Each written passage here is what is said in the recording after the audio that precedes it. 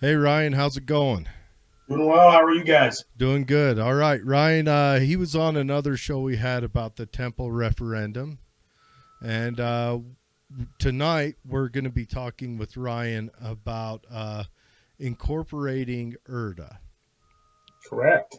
All right, Ryan. So go ahead and Ryan Sorensen. I don't know if anyone remembers him or not, but he was on the Temple referendum side um, where a substantial number of county people wanted to kind of keep Erda rural, and there was a push tied in with the temple to build some smaller units there around the temple, and the referendum was to halt those smaller units and keep Erda on the established requirements for land ownership there.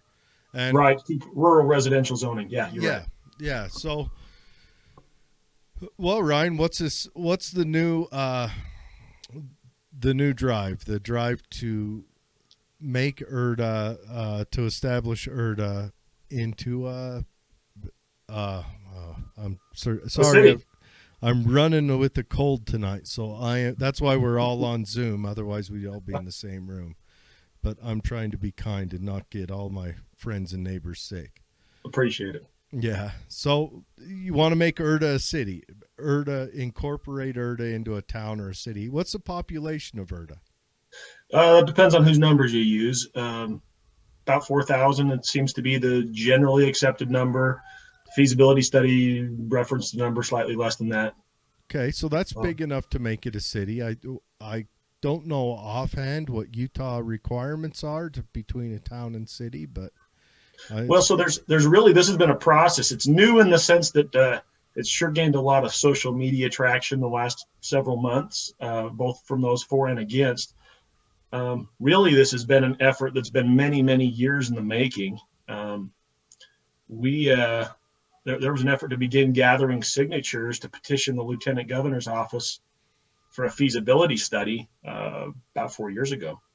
And what that basically is as a municipality or as an area of any of the state, residents have the ability to petition the lieutenant governor's office to hire an outside, a third party group to conduct a feasibility study. Basically, it's engineers and economists that come in and do a detailed, thorough evaluation of the area to determine, well, to your point, hey, do they have enough people? Do they have enough tax revenue? Do they have enough commercial? Do they have enough? What are their boundaries? And they basically go through a pretty extensive study to determine if it's feasible for the area to incorporate into a city. So that was completed late last year. That went through another round of signatures, and then that was certified that it was certified and submitted in June of this year to be on the ballot for a vote this November. But it's been Ryan, many years in the making. Ryan, what's the advantage to it? To being a city, Yes. well, so it's a funny thing, right? Because a lot of people think, oh, city, that means all of a sudden we're going to have 100,000 people, and that's not true. One of the first things the lieutenant governor's office told the sponsors, so I am one of five sponsors. Um, it requires five real property owners in the area to sign on as sponsors, and I am one of those five. One of the early meetings we had with the lieutenant governor's office, they referenced incorporation. It's a pretty normal thing. There's incorporations happening on most election ballots somewhere in the state, and they said it almost always is stems from land use issues. What generally ends up happening is you have areas that are experiencing growth, and you have people that live in a maybe less densely populated area of a community, and they generally they oftentimes may feel like they don't have adequate representation reflecting their views on how they want their community to grow. And so incorporation becomes the step by which they can take control of their own community. Um, So you ask what benefits. Really what it would do is an incorporated Erda would give the residents residing in Erda the ability to determine land use issues,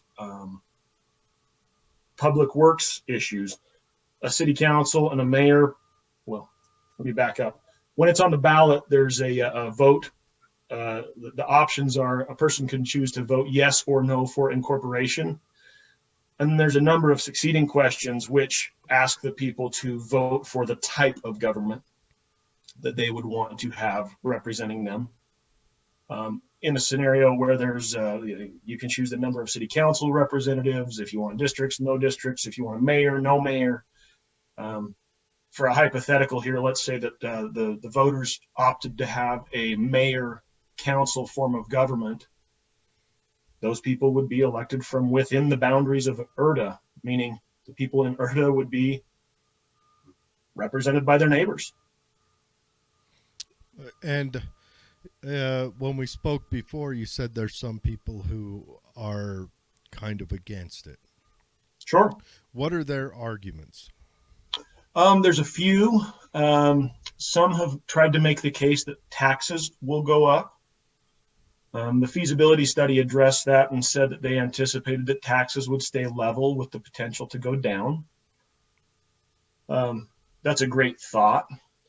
I would suspect that in light of how government generally works, what is it? They say the only two things that are certain are death and taxes. Yeah. I suspect that taxes will do what taxes always do. I look at what my taxes have done being unincorporated in the county. And in the 8 years I've owned my property taxes are just shy of double. So the contention is taxes will go up. My response would be, I have a case study of the county raising my property taxes every year. If your contention is a hypothetical that they might go up, I have a third-party study done that says they should stay level. I'm comfortable with that. Okay. So they've got the tax argument. The other argument I've seen posed is a property rights argument, that they believe that if the city were to, if Erda were to incorporate into a city, it would prevent large landowners from being able to pursue use of their properties in the way that they desire. For many of those, there's been a few notices of intent to annex.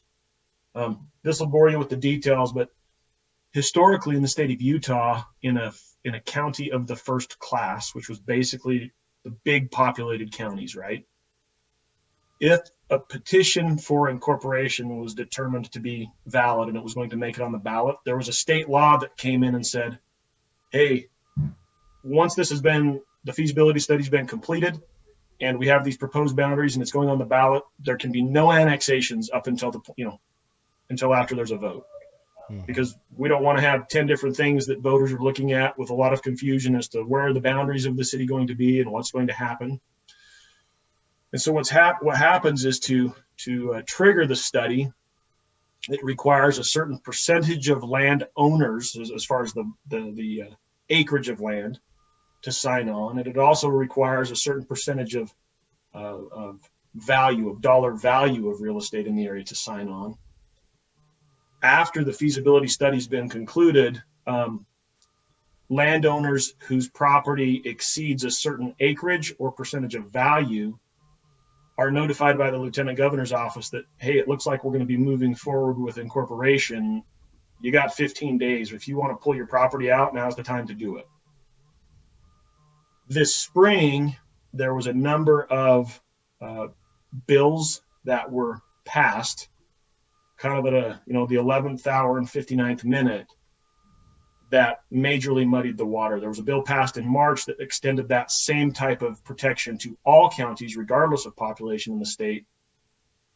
And then in preceding special sessions, really what we had happen this year in the legislative session of the state was the laws as they relate to incorporation versus the laws as they relate to annexation were majorly muddied. So what we have right now is a number of larger landowners saying, hey, we're not sure how we feel about the unknowns involved with a newly incorporated city. It seems to us that maybe some of the surrounding cities are a little bit more of a known quantity, and maybe we would like to be in those cities as opposed to being in Erda. And so, I mean, the honest answer is, I don't know how that's going to play out. There's been some people try to make really definitive statements about what that looks like, and the reality of it is there's multiple things happening up on Capitol Hill, and there's multiple things working their way through the legal channels that could impact that. So that's pretty unclear. The contention is, hey, I've had this big piece of property for forever. If I want to develop it, I should be able to do with it what I want. And if you're trying to tell me I can't, then you're infringing on my property rights. That's one of the most commonly bantered about opposition points.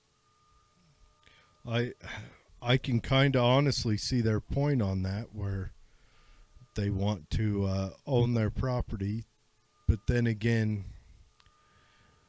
we come across this with the temple development. How do you protect the rural community from the large development when there's a chance that community invariably gets impacted by that development and kind of run out of their rural lifestyle in the end? How do you protect against that? So there's kind of an interesting conversation here, right? Because if you ask me, I know you commented this the last time we spoke, you guys are pretty libertarian as well. Mm-hmm.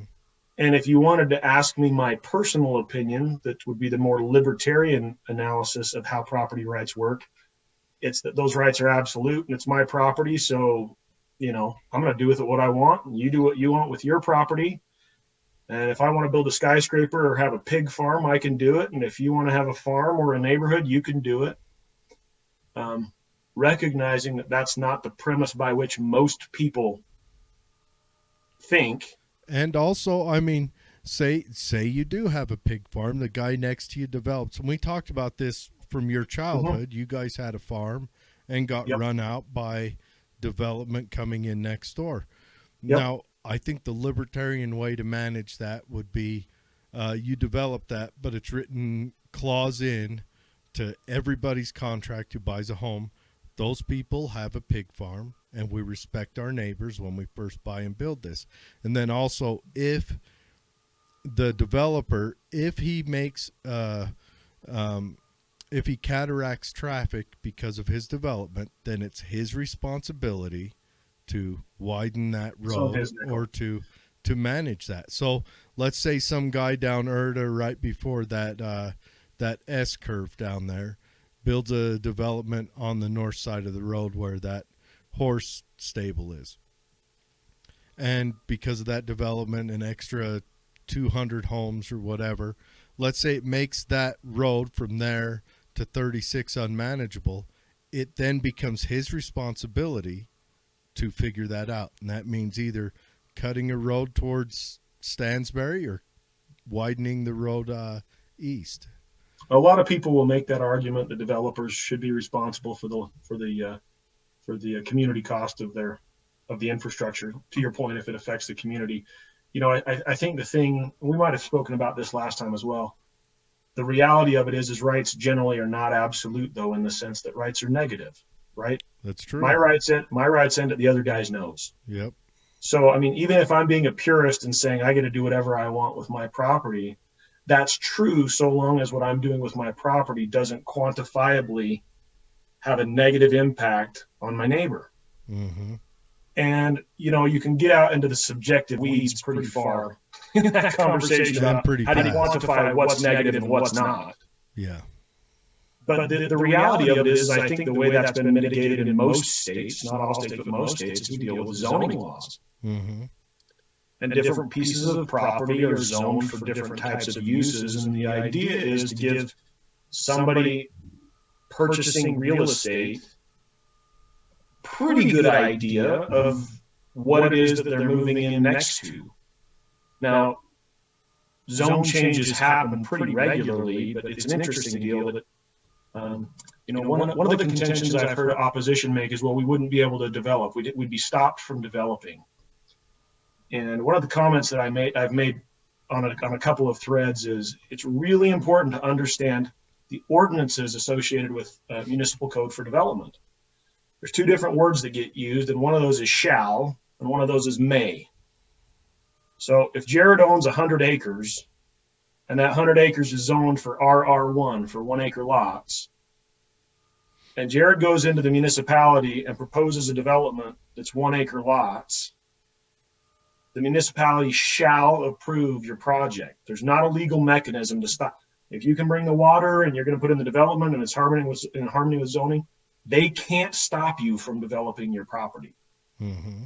On the other hand, if you're going in and you say, hey, I really think I like 1/4 acre lots better,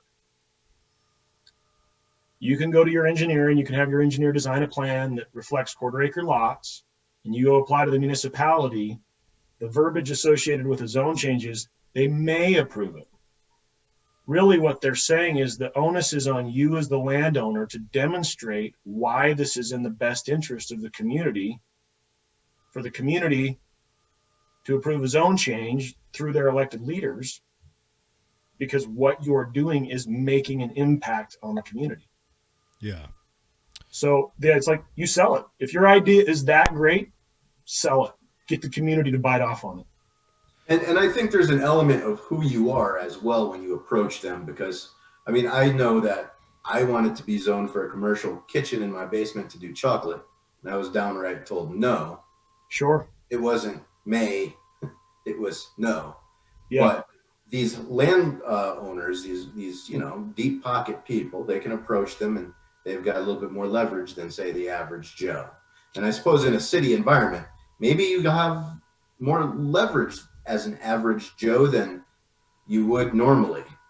Well, maybe because a newly incorporated city would certainly be required to come up with its own general plan for land use. One of the points that the opposition to incorporation frequently makes is that there's a state statute recognizing the need for a moderate income housing plan once you surpass 5,000 residents in a city. And the statement that's been made is, once you have 5,000 houses, you have to have apartments and townhomes, you have to have moderate income housing. The reality of it is that's not true. The state has about 100 things. That's an exaggerated number. There's a very long list of options that a city can incorporate into their general plan. Basically, what's required is that a newly incorporated city addresses a plan for, hey, this is how we're going to handle this. But really what it comes down to is that newly incorporated city would have its own general plan, identifying land use in the city, and they would also come up with their own ordinances. And if the city said, hey, we think it would be great if people had chocolate cottages in their basement, the city would have the authority to do that. And I suppose that's the case for bringing it closer to home, is because, yeah, if Dave's neighbor is on the city council, because you live in a small community and you go and say, hey, this might be something you want to consider, because there's a handful of us that are chocolate. What is it called? The chocolatier. We make chocolate. And we really think it'd be great to have a cottage chocolate industry in our community. And could we work on having a city ordinance that allowed for that? Chocolatier sounds like they should be wearing a big hat with a peacock feather flowing on it. Mate, don't do that, Dave. Don't do that, Dave. Right? That's right. But that is something that's the case, right? As you bring that closer to home, and a local municipal government is people representing you that live immediately in your community. It's your neighbors, it's your friends, it's the people you go to school with, or you worship with on Sunday, or you see at the grocery store. That's who you're voting to represent you. Yeah. Well, we had a hard time getting opposition on the show for this, but so I guess let's lay out the absolute pros of incorporating Erda. Where right now Erda's unincorporated part of the county, so it's managed and directed through the county, correct? Sure. Now, is the pro kind of to pull it away from the county and incorporate it, the ability to make the rules for Erda local, so that the rules are managed by your neighbor or whatever else on a more absolute level? Is that correct? By residents of Erda, I think that's probably the the number one reason. And according to the Lieutenant Governor's office, that is the biggest reason that precipitates petitions for incorporation statewide is land use issues. And I don't see an argument against that, even taking away the land use issues, but that would make it so that your unincorporated city is not managed by someone that lives in possibly Tooele or Grantsville or Stansbury Park. So Correct. Right now we have 3 commissioners on the county commission, none of which reside in Erda. Yeah. And that would bring the management more local. And, Correct. And just bring it closer to home, which I'm always for. Correct. The negatives for it are part people are afraid that it would cause the price of living in Erda to raise up because you have to pay for that new level of government. Correct. What other arguments might they have? Do they think that that the statutes might be written a little deeper into concrete, or? The 2 biggest contentions that I've seen are the property rights contention and the tax issue. There's been a lot of hypothetical scenarios thrown out there that, hey, if this happened, it would raise our property taxes exponentially. The way the feasibility study works is they take a snapshot basically and they say, this is where you are right now. Mm-hmm. And then they try to project out and they say, and this is what could happen. So I'll give you an example. A handful of these landowners that have filed notice of intents. The state, that code that I talked about being muddy, mm-hmm. the state created a scenario where a landowner could file a notice of intent to annex by August 5th. And that bought them a window of time to be able to petition for annexation. So it doesn't mean that they've annexed. It just means that they've thrown a legal mechanism in there to say, hey, we reserve this right that if we want to do it, we can. Mm-hmm. And so some of those opposed to incorporation have said, hey, look, if these people all are successful in their annexations, you're going to lose a substantial amount of your future tax. The ground is what would be future commercially zoned property. And it's an interesting conversation. It's thrown out regularly that the loss of that ground should render null the feasibility study. The reality of it is the feasibility study wasn't taking into account a budgetary number based on that producing commercial revenue for the city. It was saying, this is how you are right now, and right now it's feasible for you to become a city. If in the future that commercial development stayed within the boundaries of the city and it did happen, it would certainly be a major tax benefit with the potential to decrease property taxes, right? Because now more of that tax burden could fall on the shoulder of the commercial components of your city. But the feasibility study wasn't done with that future commercial dollars being a contingency. It wasn't a, hey, if you don't get this, now you're not feasible. Mm-hmm. It's, you're feasible. If you get that, it's a bonus. Another question about, say, the roads, that main Erda way. Yep. Would that then fall under Erda City, or would that still remain a county road? It would fall under the city. Okay. So there's a number of roads, and that's one of the biggest costs is road maintenance. Yeah, that's a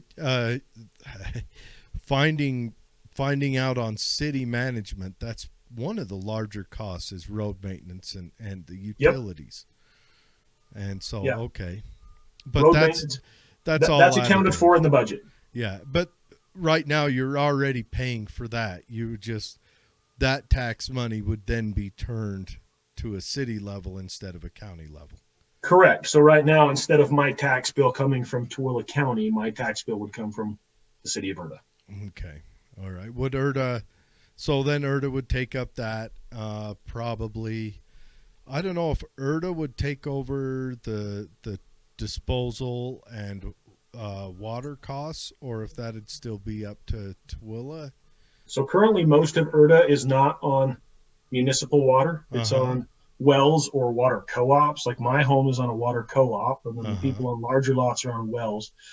So the way that it was addressed is that the feasibility study, the group that conducted the feasibility study actually contacted most of the surrounding municipalities and those that are currently providing services and asked them if they would be willing to contract that out.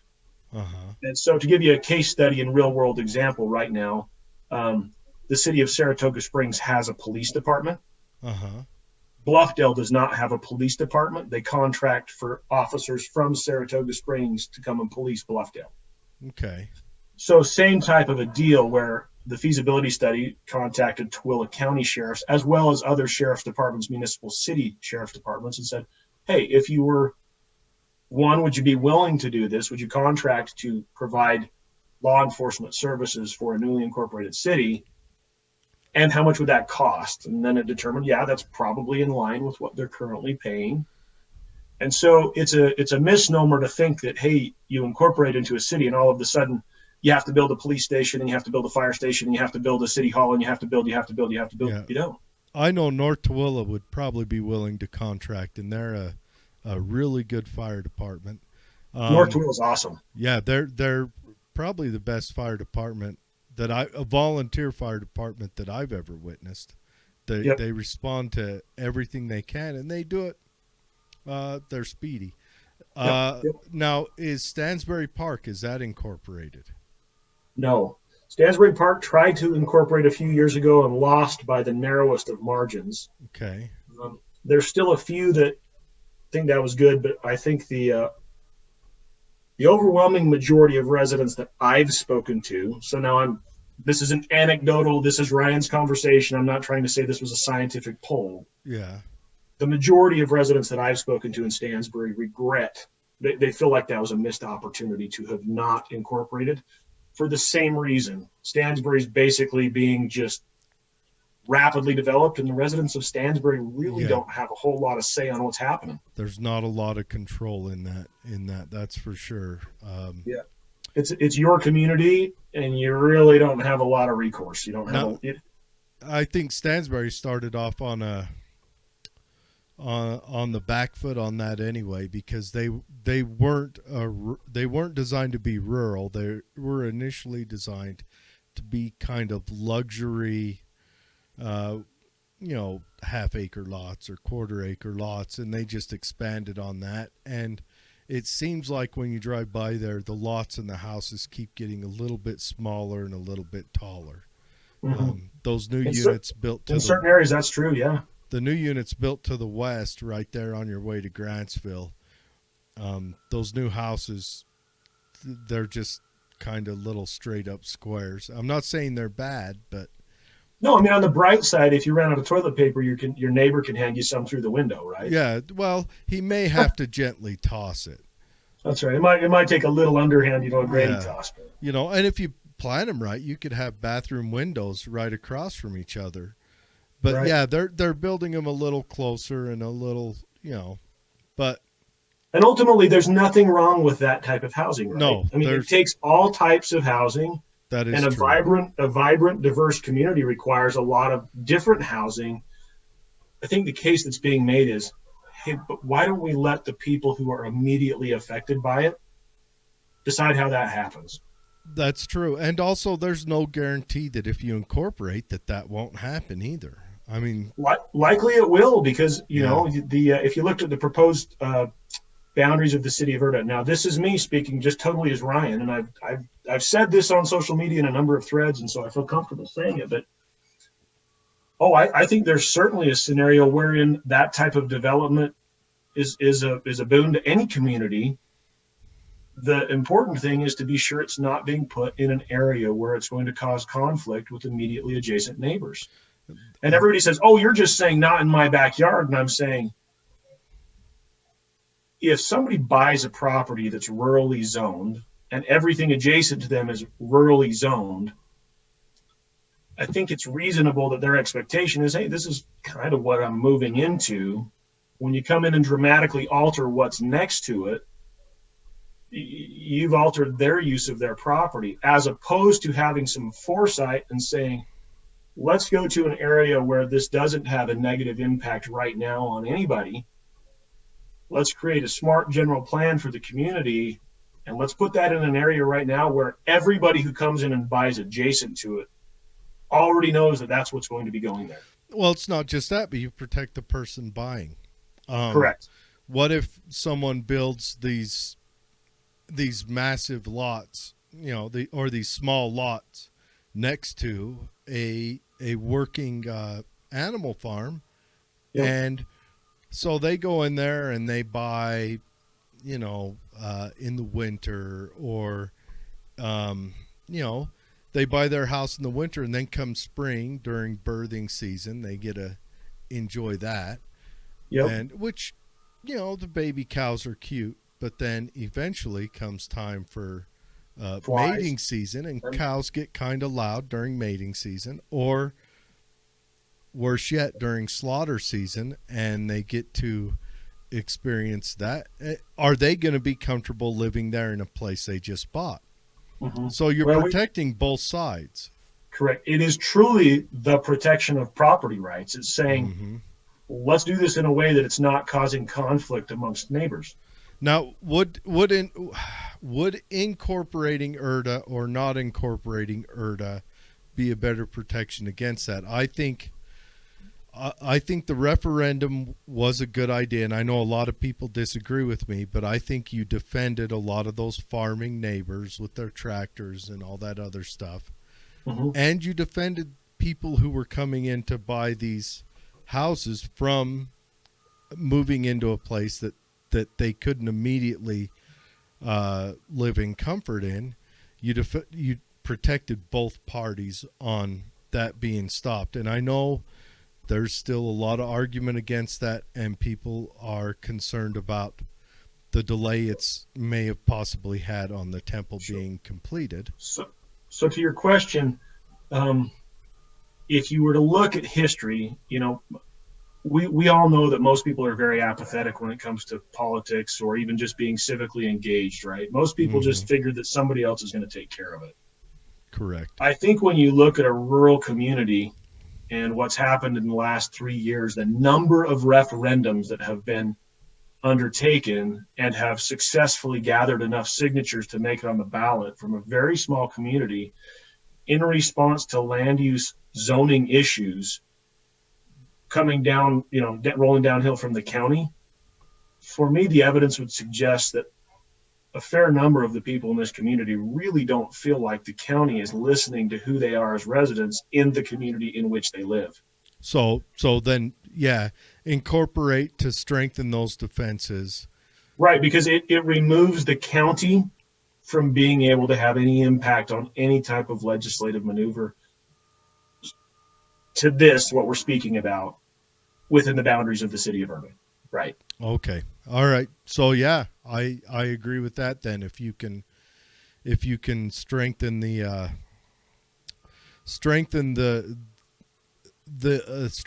ability for people to not have to put out a petition and drive me down to the liquor store every 6 months or every year to sign a petition. I think, you hopefully get people engaged in the sense that it's somebody they know. I mean, if I can walk 3 doors down, and I've had 3 or 4 people I know who are, if I'm being quite candid, they've been a little bit on the fence about whether to vote for incorporation or not. They feel like there's a lot of information that they're trying to digest. But 2 of them specifically, who are just terrifically wonderful people, are on the fence, have said to me, hey, I'm still not sure how I'm going to vote, but if we incorporate, I suspect that I'll run for office because I want to have my talents used to help make my community a really great place. That doesn't seem like it's a homogenous block or all that's going, it's not people that are going to run for city council there will be no development and nobody coming into our community. I think it's people who are really invested in, hey, we want to have a great community and we kind of want to have local input. And the idea that I could walk 3 doors down and have a conversation in the front yard with a guy who is going to vote on it, and knowing that the outcome of the vote that he makes or she makes impact them as well. Yeah, I like that. I definitely agree with you on that. Dave, you got any thoughts? So Ryan, you seem like you're very involved with this. Do you have a political future ahead of you? Are you going to make a run? A county commissioner seat, maybe? What's your future? My future is I got 6 kids and a wife now. So I'm currently on the school board. I was on the county planning commission until about 2 weeks ago. My wife and I, between the two of us, we have 4 businesses that we own and run. When we're in non-COVID world, I travel internationally extensively. The truth of the matter is, I would love to say, heck yeah, I'm going to run tomorrow, and I'd like to, contribute whatever skills or time I could bring to the table. The reality of it is, I'm so busy. I think at this point in the game, it wouldn't be in the best interest of my family first and foremost. And the handful of people who have told me they would run have a lot more time than I do, and that would be awesome for the community. Yeah, and I like the idea of someone in government walking distance away from you, that you can go down and chat with them in their front yard. Yeah, the government closest to the people. Yep. Mm-hmm. I like that. So now I've got a page pulled up here. Incorporate Erda. Yep. All right, I'm gonna bump that on the screen, and we're gonna have a look through it right now. So this is where, if people have questions, they can go here and hopefully find some more in-depth answers, or times and dates of hearings and other information. Correct. Now that's truthfully, I think the greatest disservice that the entire incorporation effort has faced is that the state requirement for public meetings is that the lieutenant governor's office do 2 public meetings where people can come and ask questions. Those were both done in March. They were both done at the early onset of the COVID restrictions, and they were both done using Zoom technology. Oh. I think we were mostly pretty much rookies at the time with Zoom. Yeah. And I honestly don't think that did a great service in getting information out to the community, at least as much information as should have been out there. It didn't provide a great forum for people to pose questions. I understand that. Well, we'll leave a link to that in the show notes. Awesome.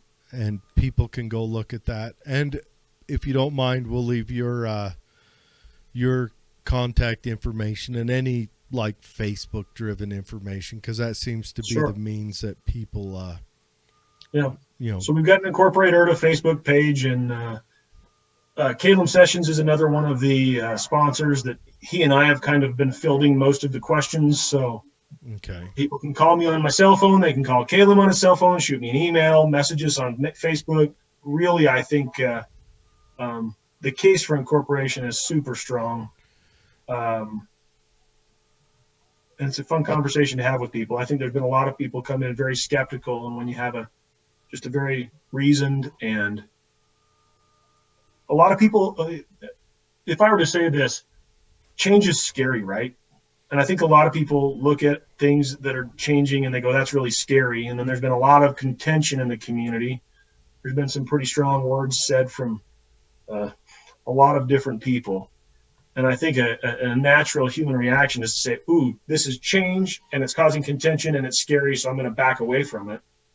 that is very common. And the reality of it is, as we've been able to have conversations with people in small group settings, we've done a lot of neighborhood meetings where there'll be 8 to 15 or 20 people there, socially distanced, of course. And as we've been able to address those concerns and talk to them, I think a lot of the kind of hyperbolic, you shouldn't do this because it's scary, concerns have been able to be addressed and put away. And it's, yeah, I can see how this would be really good for my community. And hey, maybe I should run for office. Yeah, I remember when Stansbury was trying to do this, and I was informed that they had to have their own fire department. So maybe I was exposed to misinformation on purpose, perhaps, but I know that was like one of the reasons why a lot of people were dead set against it was, hey, we have to provide all these services on our own now. Now that you've told me, hey, we can contract out to the police department, we can contract out to the fire department. Well, how much would that cost? And you put those in front of the population that's going to vote on this, and I bet you'll smooth a lot of those little emotional potholes over. Well, it's an interesting thing because, you know, county representation generally is less responsive to local issues, land use issues.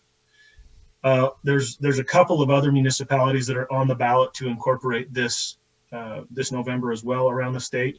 It's been a really funny irony for us as sponsors of incorporation to, through our work, we're oftentimes in these other municipalities. The arguments against incorporation are the same in every one of them. Oh, land use, property rights, taxes are going to go up. It seems like the scare tactic there is pretty universal across the board. The reality of it is incorporation is a thing that happens all the time. I've kind of in an arm's length fashion been involved in 2 incorporations in my life. Anybody who thinks incorporation means gumdrops and lollipops and we're going to have unicorns in our field and everything's going to be great is kidding themselves. Incorporation is going to require an engaged community, and it's probably going to take 2 or 3 or 4 years of crap. What do we do here and what do we do there and how do we address this concern? And we didn't expect that, because you're making a really great guess using all of the best information that you have, but there's still things you're going to run into. That said, recognizing that that's the reality of incorporation, I don't know that there's anybody in either of the 2 cities that I was involved with that 15 and 20 years down the road now would look and be like, man, I sure wish we were just still with the county. That was so much better. Yeah, well, here's a question. Here's a tough question. Do you think these people that are decrying incorporation because of the taxes and the burden on public, I guess, utilities, fire department, law enforcement, do you think they're honest actors in this, or do you think that they want to keep it with the county because they foresee a benefit from that? Well, that's a loaded question, Jared. Yeah, I know it is. I can't speak to anybody's motives. I couldn't project and say, yeah, this person is doing this because of X, Y, or Z motive. I think that there's a great case study that's happened in the county. So I suppose all I could say was, it's pretty safe to say that those who don't want incorporation to succeed are very comfortable with what's been happening in the county. And whether there's a personal benefit to that or not, I have my own speculations, but I think that's really the case, right? Is 8 referendums over the course of a number of years would tell me that there's a substantial portion of the community that says, we don't like what the county's been doing. And there's a very small portion of the community who's saying, the county's great. And many of those are properties that are, not all, but many of them are properties that are pending development. Definitely. All right. Well, Ryan, thanks for coming on. Any final words or notes to throw out there? Well, I would say this has been many, many years in the making, and it's not something that's been entered into flippantly. It's not something that's been like a, hey, by the seat of our pants, maybe incorporating would be a great idea. Mm-hmm. It was something that required lots of signatures from large landowners and small owners alike over a long period of time, and it's required massive amounts of time, energy, money. And I tend to think that I'm able to step back and look at most situations objectively. Had the results of multiple years of study and effort and investment produced a result where I felt like I can't get behind this, I would have said I can't get behind this. And I know that's leveraging my own personal credibility, but the reality of it is it's all I've ever done. Mm-hmm. And objectively, I can't see a scenario in which I would ever vote against incorporation. Sounds good. All right, everyone. Go to the show notes. If you want to find more information out about this, you can seek Ryan himself. We'll have that, and also the link to the Incorporate Erda if you just want to, if you're a data-driven person that just wants to read through the muck on the internet. Terrific. Thanks, guys. Yeah, thanks for coming on, Ryan. Anything else pops up, reach out. We'll throw you on. Sounds great. Have a great evening. Yes, sir. You have a good one. Take care. We'll see you.